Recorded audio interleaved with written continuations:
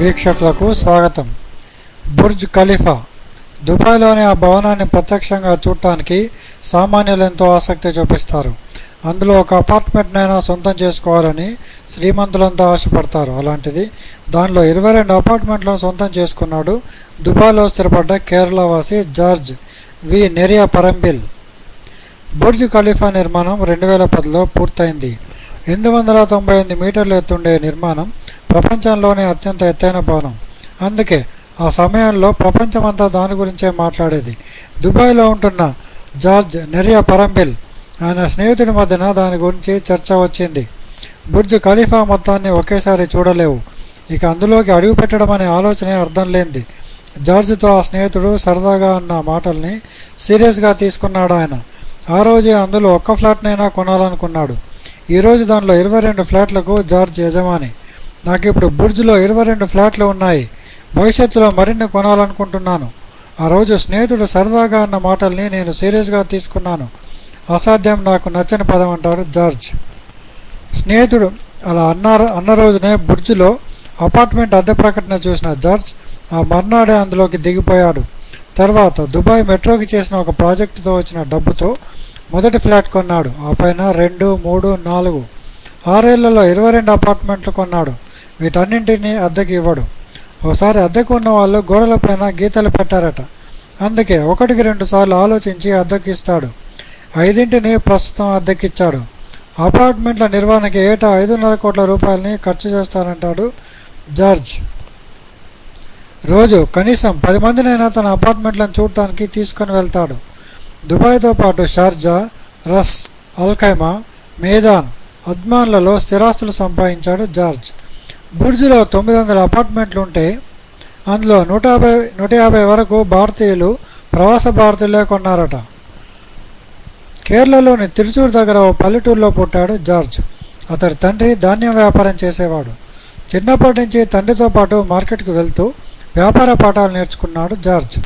వృధాగా పడేసే చింతగింజల్ని సేకరించి వాటిపైన పొట్టుని దానాగా అమ్మేవాడు. అలాగే పత్తి విత్తనాలను కొని 90% లాభానికి జిగురు తయారు చేసే పరిశ్రమలకు అమ్మేవాడు. 1976లో ఆటోమొబైల్ మెకానిక్గా షార్జాకు వెళ్ళాడు.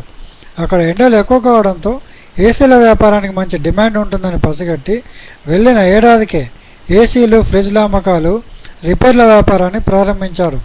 తర్వాత షార్జాలో జివో electricals trading and contracting co LLC పేరుతో పెద్ద దుకాణాన్ని తెరిచి అన్ని బ్రాండ్ల ఏసీలు, కూలర్లు, ఫ్రిడ్జ్లను అమ్మకానికి పెట్టాడు. కాలక్రమంలో జియాన్ ఎయిర్ పేరుతో ఏసీలు, కూలర్ల తయారీ కంపెనీని ప్రారంభించాడు. తర్వాత మరికొన్ని వ్యాపారాలకు విస్తరించాడు. ప్రస్తుతం జార్జ్కి చెందిన కంపెనీల్లో 1000 మందిగా పైగా పనిచేస్తున్నారు.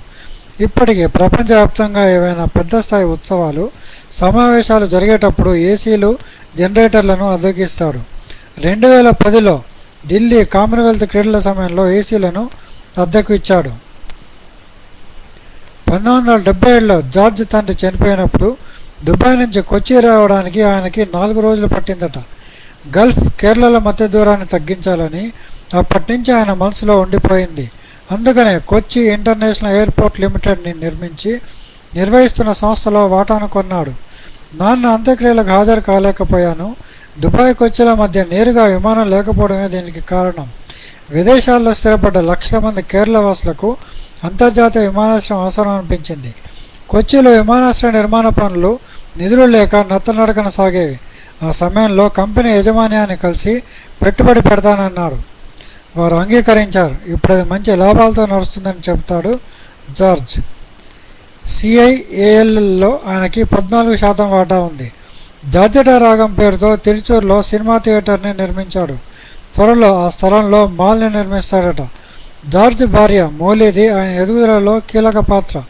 సంస్థ మానవ వనరుల విభాగానికి ఆమె అధిపతి. వీరికి 3 పిల్లలు. ప్రస్తుతం కేరళలో ఒక కాలువను వాణిజ్య అవసరాలకు అభివృద్ధి చేసే కార్యక్రమంలో భాగస్వామి అవుతున్నాడు జార్జ్.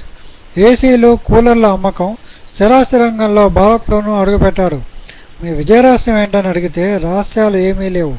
కలలు కనాలి, నిరంతరం నేర్చుకుంటూ ఉండాలి, అప్పుడే కలల్ని నిజం చేసుకోవచ్చని బదిలిస్తాడు జార్జ్. ఈ వీడియో మీకు నచ్చినట్లయితే మీ సలహాలు సూచనలు తెలపండి. సబ్స్క్రైబ్ చేయడం మాత్రం మర్చిపోకండి. మరో విషయంతో మళ్ళీ కలుద్దాం.